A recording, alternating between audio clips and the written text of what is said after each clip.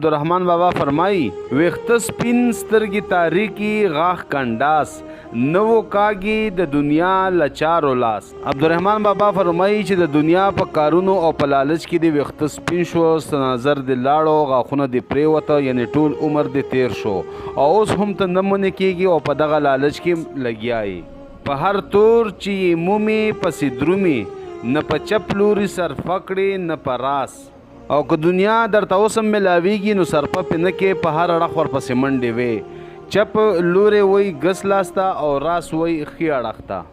یو ویښته د عقیدې د پتن نشته، سر تر پایه هسې ډوب یې په وسواس. د دنیا مینې او لالچ په وسوسو او په وهمونو کې مبتلا کړې. د دین در کې یو ذره کار نشته، دین اړخ ته اړو توجه نه ورکې. خدای رازق بولی او رزق ګڼي لکسبه، په دا شناخت و ځان ته وایي حق شناس. په خوله وې چې رزق الله تعالی ورکوي، خو ولې په زړه کې دي چې ماته دا رزق د خپل کاروبار نوکرۍ نه ملاویږي، یعنی ایمان دې مضبوط نه دی، په زړه کې د منافقت شته. هسې رنګ په مذبذب صفت موصوف شوي، نه پوهیږم چې ناس یې که خناس. او هم په دې وجه باندې چې خدای پاک رازق ګڼي، ولې خو یقین دې مضبوط نه دی او کاروبار د اړخ نه رزق ګڼي، نو په دې وجه ته په شک کې مبتلا یې، فیصله نشي کولی. نو اوس پته نه لګي چې انسان یې او که شیطان یې. ناس وی انسان ته او خناس وی شیطان ته. په دویه کې به ورنشي تر توحیده، که پیشوا کړي مهتر خضر مهتر لیاس. که ته د خضر علیه السلام او الیاس علیه السلام غوندې کسان خپل مشران کې او هغې درته لار وښیي، خو ولې چې ستا په خپله زړه کې منافقت وي، شرک وي، ته به د یو الله ته ونه رسې. واړه زهر قاتل نغري که پوهیږي، که سوا له خدایه نغري هر انفاس. د الله د عبادت او د حکمونو نه خلاف چې ته کوم وخت هم تیرې، هغه وخت به تا هلاک کوي.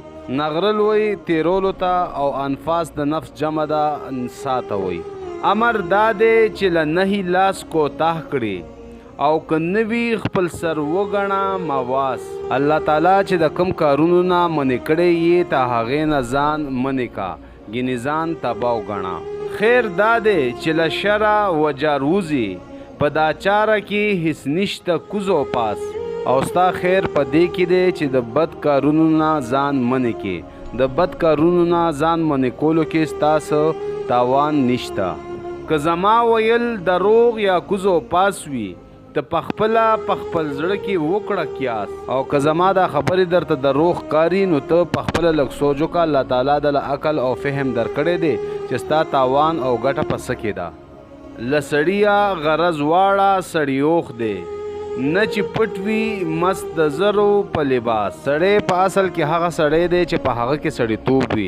لکه څنګه چې مسینو لا د زرو اوبو ورکي، نو هغه نه سره زر نه جوړیږي. دغه رنګ که ته په ښکاره باندې ډېر سړیتوب کې، خو چې په زړه کې د فرق وي او په زړه کې دننه ته منافق یې، نو ته سړی نه یې. سپدابه عراقي او ترکي نشي، که د خره په سر سرایه کړې د آس.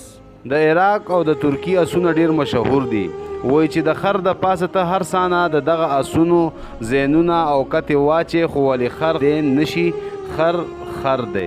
د تشنخله د اوبو سره مطلب وي، نه تشبیه اوبو د سیمو زرو تاس. چې څوک تږی وي ته هغه اوبو سره غرض وي، هغه دې ته نه ګوري چې دا اوبه یې ماله د سرو زرو په جام کې روړي او که د سپینو زرو په جام کې. تشنه وی تږي ته، سیم وی سپینو زرو ته، او تاس وی پیالې ته، او زر وی زرو ته. هر زاهد چې پر ریا زهد نازیږي، د سربخت ګمان یې کیږي په اماس. که څوک عبادت او نیک کارونه د خلکو د خودو دپاره کوي، نو ته دې هیڅ فایده نشته. د دې مثال داسې دی لکه چې یو شیز پړسېدلی وي او ته وې نه دا غټ دی سربه دی. ای رحمانه که څه کار دی خو د دین دی، نور کارونه بے وفا دي بے اساس. عبدالرحمن بابا وایي چې په دنیا کې اصل کار د دین کار دی، همدا ګټور او فایدهمند کار دی. د دنیا نور کارونه د نقصان خو در کولی شي، خو ولې څه ګټه نشي در کولی. اصل ګټه د آخرت ګټه ده چې هغه د دین په کار کې ده.